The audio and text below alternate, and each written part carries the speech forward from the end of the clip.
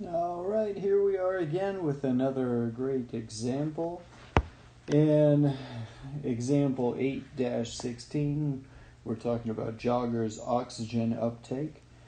And we have this scenario: a physician claims that joggers' maximum volume oxygen uptake is greater than the average of all adults. A random sample of 15 joggers has a mean of 40.6 milliliters per kilogram and a standard deviation of 6 milliliters per kilogram. If the average of all adults is 36.7 milliliters per kilogram, is there enough evidence to support the physician's claim at alpha equals 0.05?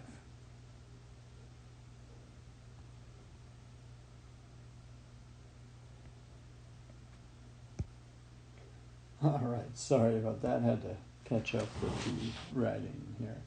But so as I was reading that, I was just trying to record some the pertinent facts here.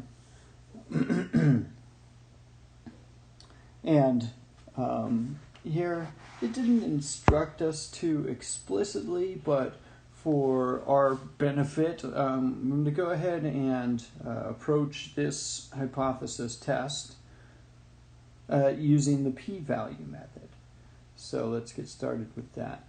In step one, we'll approach this the same exact way as we would in the traditional method. So h subscript 0 is that, mu is just equal to 36.7. So if there's not enough evidence, if this statistical sample doesn't pose a significant statistical difference, then we have to just say, okay, well, yeah, it's like looks like joggers' lung capacity and average, every day, everyone, all adults, lung capacity just is the same. It's just 36.7. There you go. We can't say, we didn't find any evidence, so I guess we just got to go with h subscript 0. And here h subscript 1 is, I don't remember exactly, I probably got to go back and look, but I'm guessing we're going to be performing a right-tailed hypothesis test here. Yeah. So, a physician claims that the jogger's maximal volume oxygen uptake is greater than the average of all adults. Yeah, that's as I suspected. I knew mu had to be greater than 36.7. And that is our claim. Okay? So, here, like most of the time, the alternative or research hypothesis is the principal claim of our research, and so that is almost always what the claim is.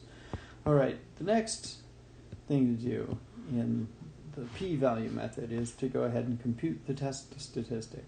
So this is going to be chi bar minus mu, all divided by not sigma, because we don't have that, s divided by the square root of n.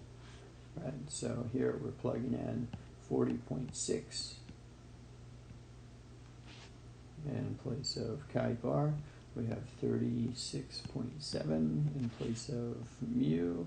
We're putting, where did it go? 6 in place of that. Oh, hang on one second. I didn't put down the sample size. Why not? Let's see, a random sample of 15 joggers. So yeah, gotta know that. Okay, so let's maybe put that one in red, since I was almost past the deadline with that one. Okay, so this p-value, or sorry, not the p-value, not the z-value, it's a t. Okay, got to keep these distinguished. All right, is 2.517. All right, so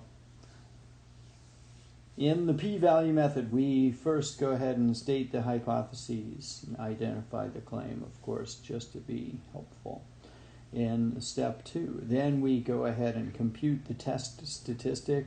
In this case, since we don't know the population standard deviation, we only have the sample information, then that means that we have to use the t-distribution. We can't use the normal distribution. And so here we have a t-statistic. All right. In step 3, we can still draw a distribution. Okay, this is a right-tailed test, so we might as well just sort of draw the right end of the graph, the right tail of it, so to speak. Oops, I made it touch too much a little bit. What do we got here? We got degrees of freedom, df equals 14. I'll just write it in there. Okay. And let's go ahead and find the various critical t values, right, that correspond to these known or common values of alpha, and then we'll find these two values that are the closest to 2.517 as we can, right? I don't know what this and this are yet. I have to go across row 14 and read off all of those values and find the one on the left and the one on the right. So we'll go ahead and do that and use that procedure to go ahead and find the p-value. So in row 14, where is 2.517? I see 2.624, so that's a little bit bigger. Right below it, I have 2.145. I'm sorry, not right below, I mean directly to the left, directly before it in that same row. So 2.145 corresponds to alpha equals 0.025, because we're dealing with a one-tailed test here. So what did I say there? I just said 2.145 is the t value, and this right side area here is 0.025. Switch to green. This value here, this one, is the next value in line, 2.624. Oops.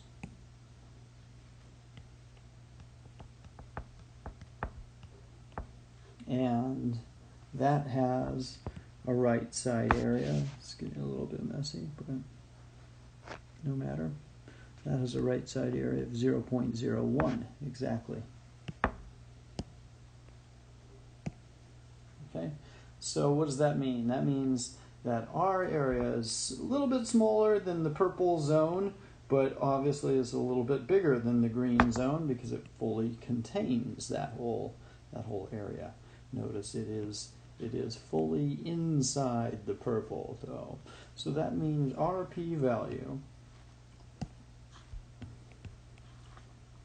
is in between 0.025 and 0.01.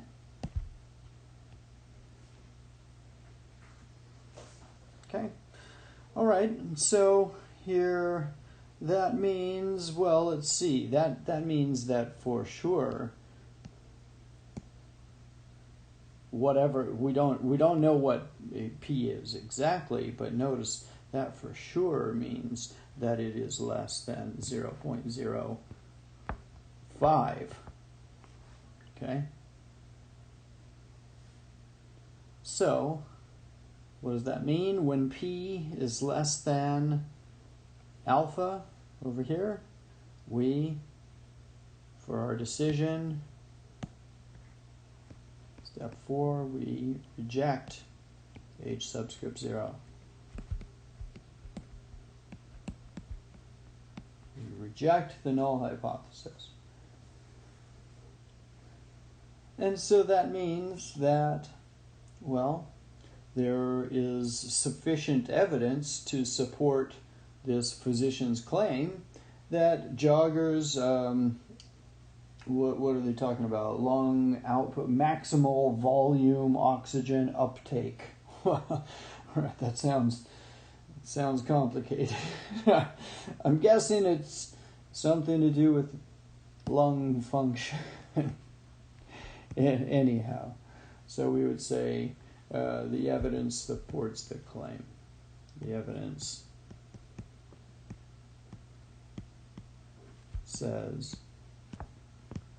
that the average is higher than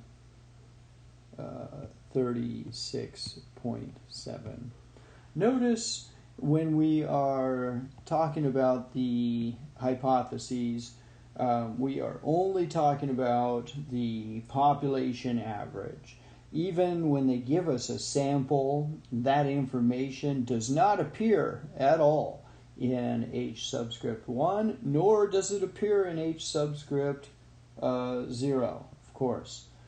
And then furthermore, when we are summarizing, we don't talk about the fact that this sample, this sample of 15 joggers, their mean or their average maximal volume oxygen uptake was 40.6. We don't care about that figure. We are just going to refer back to the hypothesized value of mu that was in the original null hypothesis.